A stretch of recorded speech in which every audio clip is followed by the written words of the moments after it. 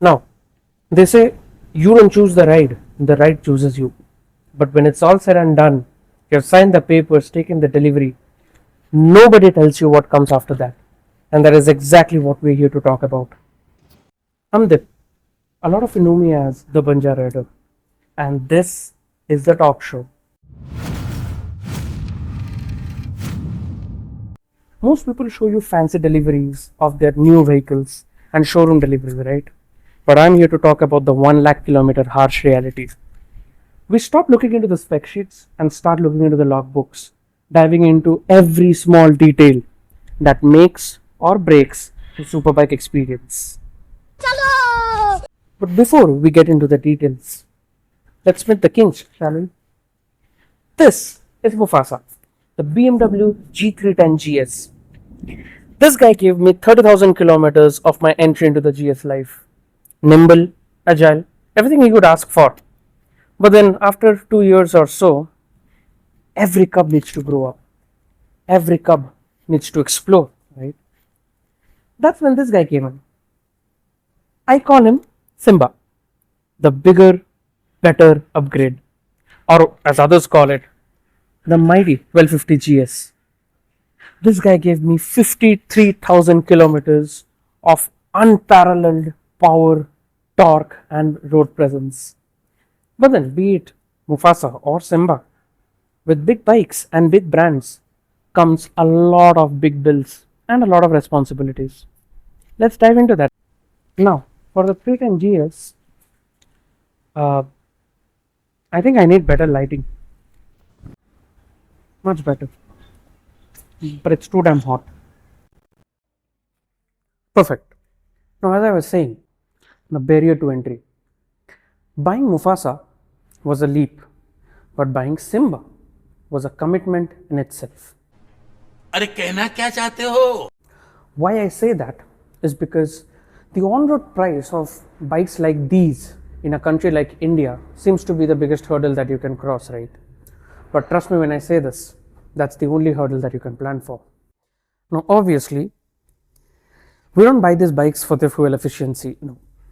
But we do have to talk about the full range that you can get out of a tank full of petrol. अरे भाई देख कर नहीं चल सकता क्या? Let's talk about this guy first. The G310 GS comes with a 11-liter fuel tank. With a mix of city and highway usage, you get roughly 29 to 30 kilometers to the liter. Combine that with 10 liters of usable fuel, because 1 liter is reserve, you get a range of 300 kilometers. Now that you're talking about the 1250, one would tell you the range is substantially better, because 21 liters of fuel tank combined with the boxer efficiency, it should be great, right? It's not. This bike, although I have been able to extract 25 kilometers to the liter once when I was driving very moderately at around 75 to 80, but generally speaking, if you're doing triple digits all throughout the highway, and I'm saying triple digits meaning early triple digits, 105, 110, 100, 95, and you're cruising all along the way, this bike will give you an efficiency of roughly 20 kilometers to the liter maximum. And that also if you drive in a very civilized way. You know what I mean. अबे साले. So taking an average of 20 kilometers per liter with a usable fuel capacity of 15 to 16 liters, considering 4 to 5 liters of reserve capacity, you get the same number. You get around 300 kilometers of total range, or maybe 350 in the odd chance. But that's where I'm coming at. This is for a boxer that is known for its reliability and its fuel economy. Bigger bikes don't give that much range. You go for a Hayabusa, you go for a 10R, you go for any super sports bike. For that matter, you go for one of its competitors, the Multistrada. It's the same scenario there, or even worse, because those bikes will give you 15 to 16 kmpl at max. Hold on. You thought fuel efficiency is going to be the big expense that I was talking about? Spoiler alert, it's not. अच्छा. The real expense comes when these two screens show up with the service reminders. Now I'll come to Simba later because it's a big bike, so service cost should be higher. Let's talk about G310 GS. I know it's not in sale now, but we do have the much awaited 450 GS launched, and It's going to be a similar picture there too. Now you would think made in India bike, barrier to entry is very low for either this or the 450. So service cost should be reasonable, right? It's not. It's what this brand demands. This is true for BMW, Ducati, Suzuki, every brand that you see today. More or less, the service costs are going to be the same and they're going to be on the higher side. I think I remember one of the videos where Shumi was talking in Power Drift, and very recently Anurag Salgaonkar also talked about it in the 450 review, that it's not about buying these machines. It's also about preparing yourself how to maintain them, because service costs are not cheap. And that's because every premium brand that you see today, BMW, Ducati, Kawasaki, Honda, they all work on the same principle. They will charge you a flat rate for the work that is done. They will not see if it is a big bike, if it is a small bike. So spares, yes, they might be very different in terms of cost, but when it comes to the labor charges, they are very similar. Take one example. This windshield, if you get it from a BMW service center, the smaller one, that will cost you what, 120 rupees, because it is locally manufactured, there is no import duties, and it is cheaper. This windshield, on the other hand, because this is a CBU unit which is assembled in Thailand, this will cost you a whopping 21,000. That's on the spare parts. But when it comes to labor charges, BMW uses a unit called FRU, that stands for flat rate unit. That is the charge they will take for the amount of work done per hour. Let's take an example. You want to change the rear brake pads of both these bikes. Now they take roughly some X amount of time to change the rear brake pads of the 1250, and they take the same amount of time to change the rear brake pads of the 310. Although the price of the brake pads will be different because that uses a different compound, this uses a different compound. Surprisingly enough, the charges to replace will be the same. That is what you're not prepared for. That is what you don't account when you buy a premium brand, because they will not negotiate labor charges for you. They have to ensure a certain amount of quality, they have to ensure a certain amount of cleanliness and overall service experience that a premium brand promises you, and that comes with a cost. These are recurring costs. They'll come back to haunt you every year. So let's talk some numbers. The 310 GS on an average costs around 8 to 10,000 for a normal service per year. So that's without consumables. Consumables are something that you wear out based on your usage pattern. So they can be brake pads, they can be chain sprockets, the entire chain, and a lot of other things. For the 1250, the service cost comes to around 15 to 20,000 on an average. Now these are normal service costs. Both these machines, along with a lot of other machines from BMW Motorrad, have a major service that comes every 3 years or 30,000 kilometers.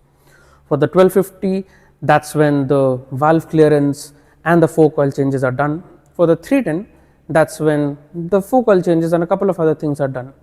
The cost for 310 comes to then what, 15 to 20,000, and the cost for 1250 comes to a whopping 30,000 rupees.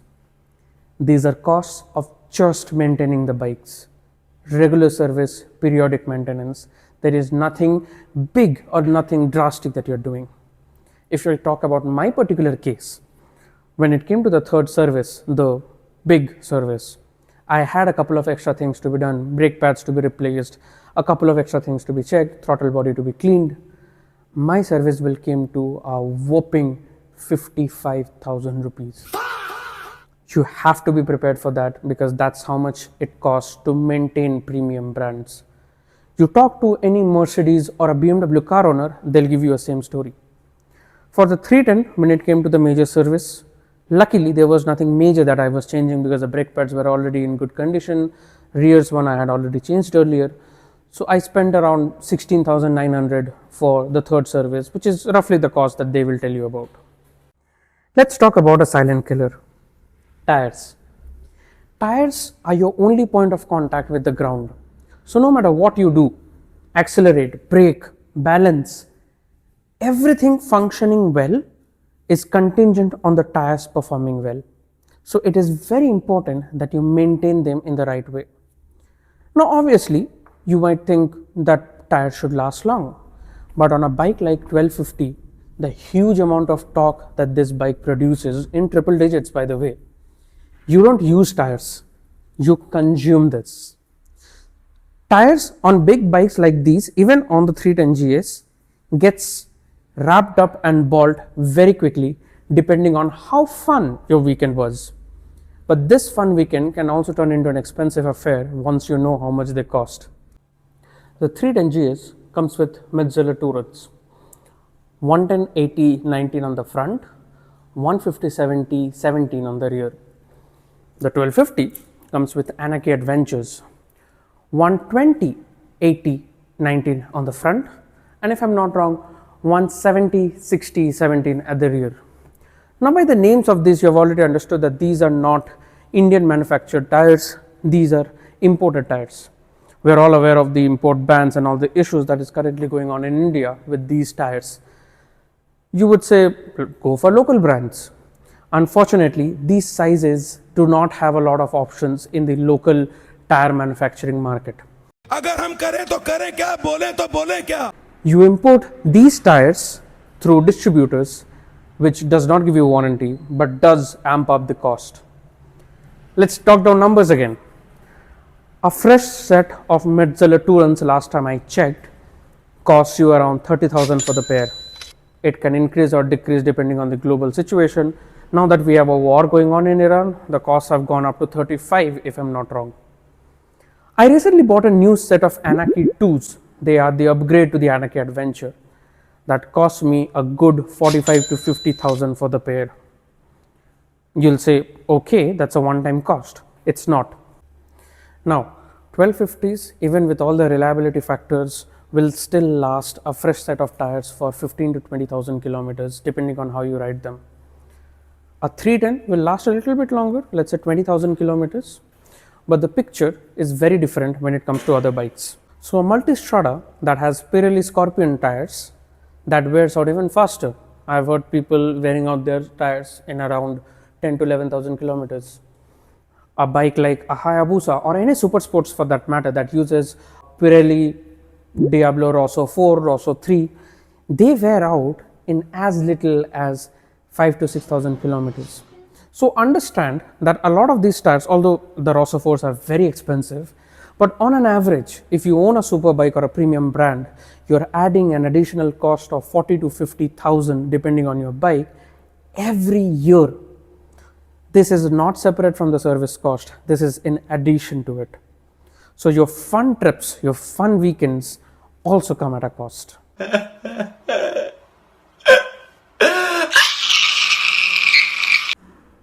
We come to the last mandatory cost. Yes, there's more, unfortunately.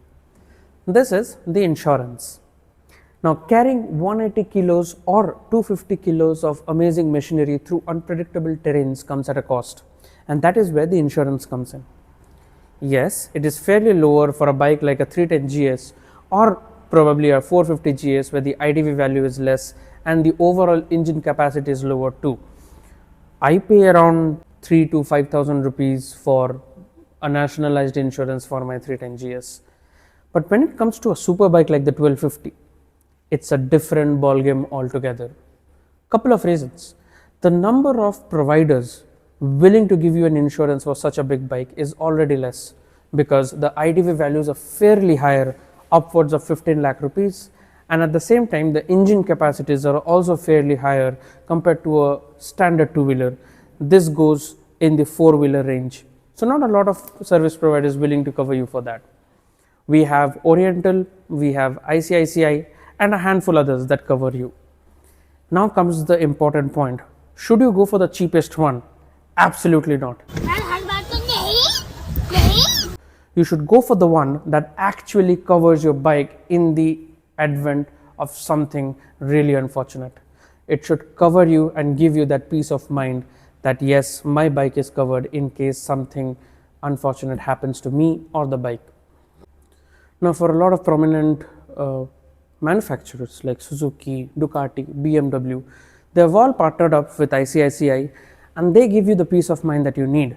Cashless procedure, you don't need to spend a lot of money, everything happens online, Everything happens between the surveyor and the service center, and you really don't have to spend that much, even if the repair bill comes to a lot of money. But that comes at a cost. ICICI premiums for renewal, not for a new insurance, for renewal alone comes to around 70 to 80,000 for big bikes like these. Now it obviously varies from bike to bike depending on what you want to insure and what you don't want to insure, but roughly that's the number. Then there is Oriental.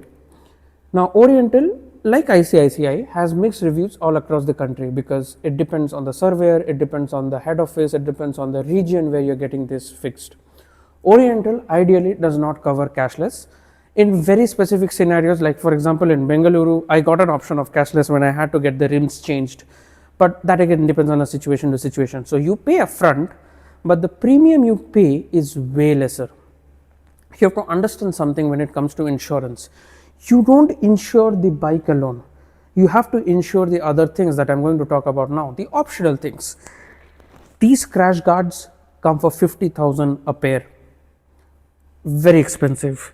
Lights, GR50X, they come for around 35,000, and I'm sure you know Denalis and Moto lights are way more expensive than that. So you as a consumer should have an option to protect these as well in the event of a crash. Your light gets destroyed, you're not spending another lakh to get another pair of motor lights, right? You want them to be insured. ICICI rarely provides that option. I'm not sure what's happening this year, but last year when I wanted to renew my insurance, that was not an option given to me. So Oriental gives you that option. I'm not selling Oriental, this is not a paid video. But I'm telling you based on my experiences. So I'm not asking you to go for Oriental. All I'm saying is insurance is a big deal. Don't take it lightly. Don't take the cheapest option available. Take the option that suits your requirements and that covers you in the event something happens. So how much does it all cost mandatorily to maintain a big bike like this? Let's take a quick calculation. We have tires, 45 to 50,000 a year. Let's take it 45 for now. We have service. I'm not considering the major service. I'm considering a normal service, 20,000 on an average. That makes the total to 65,000. Then we have insurance, which is another 40,000 for Oriental. If you go for ICICI, that's gonna be around 60 to 70,000 with all accessories included if they give an option to. So that comes to a total of 1,10,000 to 20,000 extra that you need to maintain these vehicles. That does not cover the add to cart syndrome where you keep on buying accessories like these, like this, and a lot others.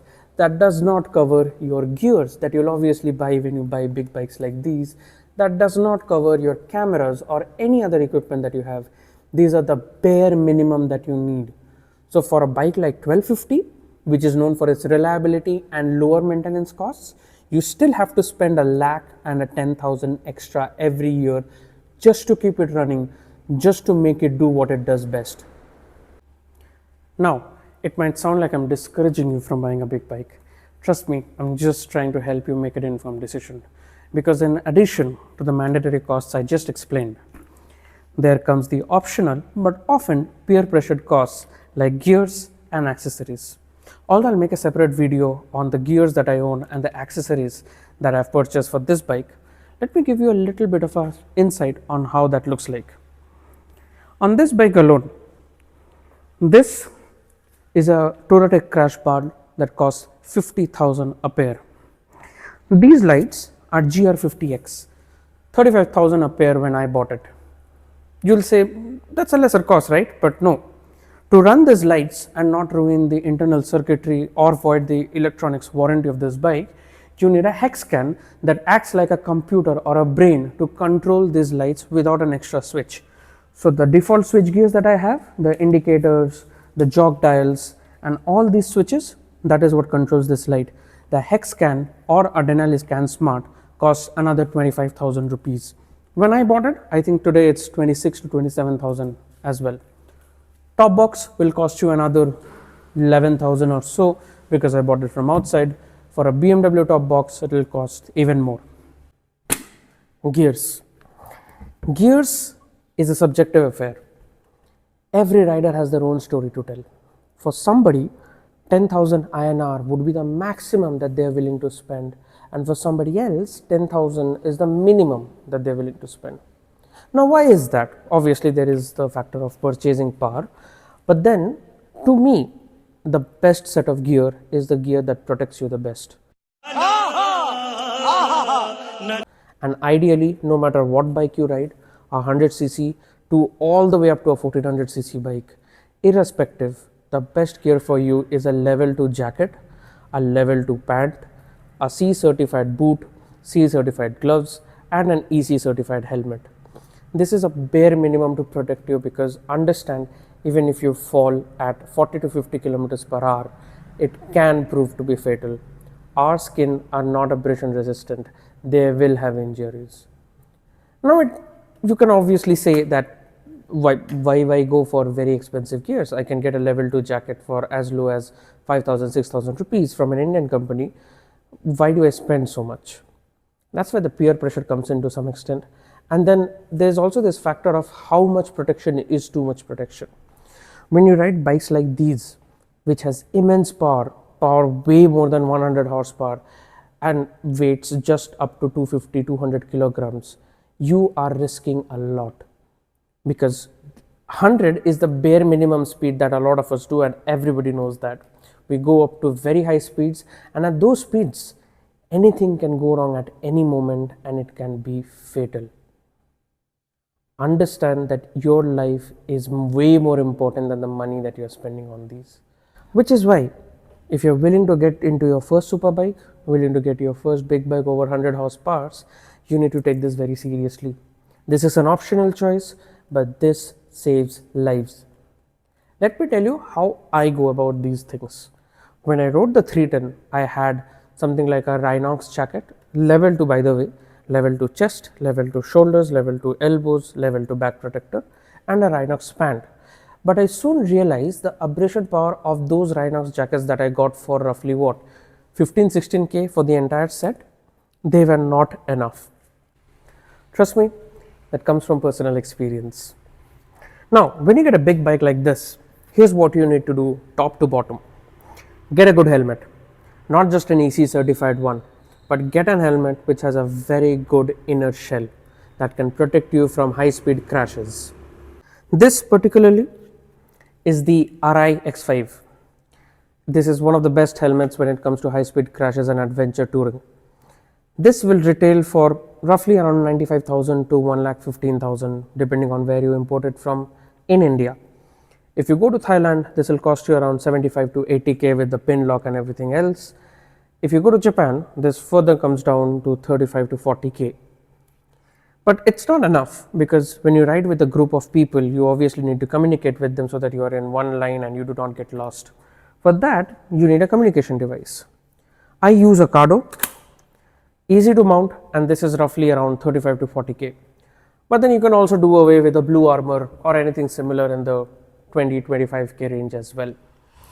This depends actually. Senas sell for 50k as well, so it's about how much you want to spend. Coming to jackets, in this case, not only is a level 2 required, but you also have to take a class A or class AA jacket. What that does essentially is that it protects you from abrasions in areas where the armors are not there. Areas like these, where you don't have an armor coverage, you still need your skin to be preserved in case you have an uneventful crash. That's where you also get a pant of a AA or a single A rated in addition to the level 2 ratings. Ideally, what I do for myself and what I also recommend people is to get the same model and company pants and jackets together. What essentially it helps you to do is to zip it up at the back so it becomes one single suit, and the jacket doesn't fly off in case you have a fall at a very different angle, exposing your glutes right here to injuries. Now we come to boots. These boots particularly are the GS competition boots from BMW Motorrad. They now retail for 58k is what I'm being told. I bought them for a little lesser earlier. While they are one of the best when it comes to protection, comfort and all day riding, these are not something that you start with. People will tell you to buy them because they are the best in class right now, but understand your requirements and your priorities. If you have a big budget, go for it by all means, best boot you can buy. But ideally get something that is strong, that covers you at least till your shin area, so that wherever your armor ends from the knee, you have your boot protecting you from there. But it should cover you till here, and it should be waterproof, and it should be a CE rated boot. So roughly a good CE rated boot, waterproof, starts from around 17 to 20k. We have Tarmac, we have Forma. Again, I'll make a separate video about that, but just to give you an idea of the cost, that's where you go to. Gloves has the same philosophy. Get something that has carbon fiber inserts or something that is CE rated, that can protect you all the way till here. Your elbow armors come till here, and you have to be protected till your wrist. So a full gauntlet glove for the long rides is very necessary. I do use a short gloves that I'll tell you later about, but that is strictly for city rides and only the off-road trails when I do them. So how much does it all come to? Now, I've never been that good at mental maths, so I just have a calculator here for reference.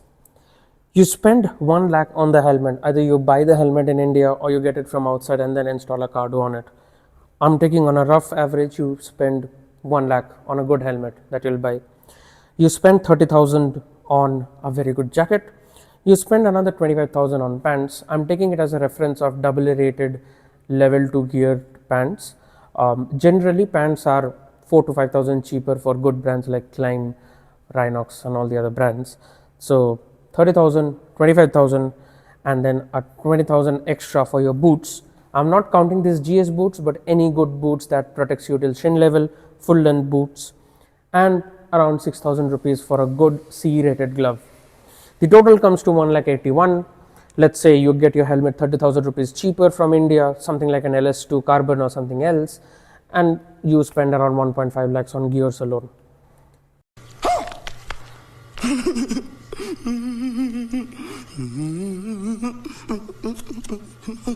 Think about it. We just spoke about the mandatory costs of maintaining this bike to be around 1.2, 1.3 lakhs. This comes on top of that. You think this is a one-time expense? It is not. If you ride as much as I do, I cover roughly 10-15,000 kilometers a year. Within a year or two, your gear starts showing signs of wear and tear. You either repair them or you buy new ones. New gears come up. You have to get one gear for the winters when you go to Ladakh and other very cold areas, and then a summer gear when you are riding in the peak heat of India, in Rajasthan, in Karnataka or in Tamil Nadu. So it keeps adding up. So every year or two, you spend roughly 1 lakh on gears. Sometimes it's the boots, sometimes it's the gloves that got worn off, sometimes it's the helmet padding. I recently spent 7,500 to get new parts for the RI because these had started showing signs of wear and tear. So that's a cost that you also have to keep in mind. All right, add these numbers up, and that's what you'll be spending every year. Voluntary and involuntary included, you'll spend roughly 1 lakh or 2 every year to maintain amazing machines like these. Now, I'll reiterate, this is not being done to discourage you from buying a superbike or entering the life of a superbiker. This is being done to help you make an informed choice so that you understand how much do you have to plan and what you have to set aside before you get a superbike for yourself. Like I always say, owning a superbike just isn't about the ride or the top speed that you can achieve with these beautiful machines, but it's also about the relationship that you build with this wonderful work of art. Whether you're starting off with a Mufasa or you're planning to own the roads with something like a Simba, know what you're getting into, understand and see what you have to plan for. I'm Banjaraider, and this was the first shift of the talk show. Hit that subscribe button if you want more unfiltered truth about the automotive world, and I'll see you on the next one. Bye bye, Tata, goodbye. Ride safe, ride responsibly.